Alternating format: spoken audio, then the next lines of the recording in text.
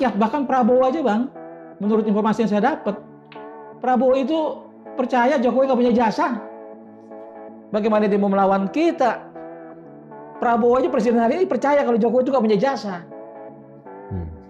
Karena banyak kawan-kawan, apalagi podcast senior saya bilang, kalau Prabowo percaya jasa Jokowi palsu.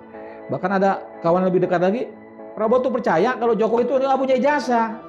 Nah, artinya gini, saya rasa Prabowo mulai marah dengan Jokowi. Artinya baru sadar kalau dia dibohongi sejak 2014.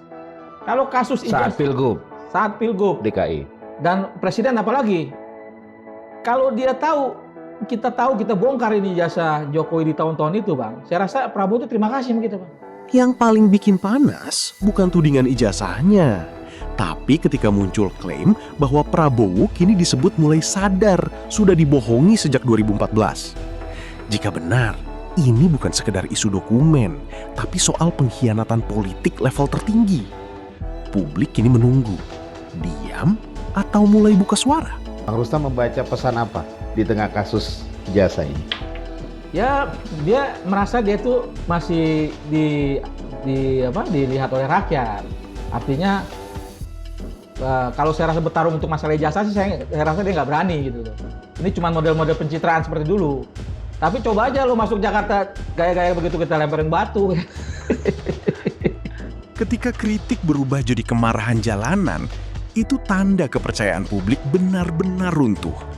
Pernyataan lempar batu bukan sekedar emosi, tapi alarm keras bahwa pencitraan lama dianggap tak lagi mempan di mata sebagian rakyat. Tapi artinya memang kasus ijazah ini dibuat menjadi ruwet sekali gitu kan. Sebenarnya kan masalah yang gampang aja gitu loh. Ya karena saya paham karena ini ijazah seorang Jokowi, mantan presiden, ilegal kalau menurut saya. Ketika ijazah ini dia tidak berani buktikan ini asli, menurut saya ini presiden ilegal, Bang. Presiden ilegal? Iya. Karena dia kan sampai hari ini masih menyembunyikan ijazahnya. Dan saya menuntut ijazah itu untuk dibuktikan. Tapi sampai hari ini kan nggak pernah tuh dikasih lihat nih ijazah saya yang asli. Yang UGM punya, ada embosnya. Yang foto dia kan nggak ada. Di Bareskrim dia cuma kasih lihat jarak 1 meter, nggak boleh dipegang, nggak boleh difoto. Nah, saya pribadi ngeliatnya dari jauh dia bilang itu bukan Jokowi. Jika legitimasi pemimpin terus dipertanyakan sampai muncul istilah presiden ilegal, maka yang sedang dipertaruhkan bukan cuma nama seorang mantan penguasa, tapi wibawa negara itu sendiri.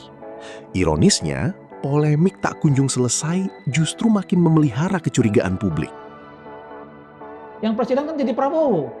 Karena dibohongin, ya akhirnya Prabowo sempat miskin juga tuh 2014. 2019, yang kata senior saya almarhum Rizal Ramli, Prabowo punya aset tapi nggak ada uangnya. Karena ditahan oleh Jokowi. Nah ini kan sebenarnya kita kasihan juga waktu itu ngeliat Prabowo. Makanya hari ini kami ini berjuang bukan hanya untuk bangsa ini, tapi juga untuk Prabowo. Kalau benar Prabowo merasa dibohongi sejak 2014, maka drama politik ini bukan lagi soal lawan dan kawan, tapi cerita tentang bagaimana kekuasaan diduga dibangun di atas pencitraan. Sementara para elit baru sadar setelah semuanya terlambat. Padahal kalau menurut saya, Bang, menurut keyakinan saya, polisi juga ragu-ragu ini hasil apa enggak gitu loh, Bang. Oke, dengan proses yang begitu panjang, apakah Bang Rustam juga melihat proses ini justru dimanfaatkan untuk dalam tanda kutip merapikan ijazah Jokowi? Ya, makanya saya bilang tadi itu ijazah ini bahkan bukan hanya dibikin sekali, bisa berkali-kali. Semakin lama polemik bergulir, semakin liar dugaan berkembang. Bukan lagi soal asli atau palsu, tapi publik mulai bertanya, kenapa narasinya terus berubah? Seolah dokumen harus disempurnakan berkali-kali. Ketika klarifikasi tak pernah benar-benar menutup keraguan, kecurigaan justru makin membesar. Terima kasih sudah menonton. Jangan lupa like, komen, dan subscribe. Sampai jumpa kembali.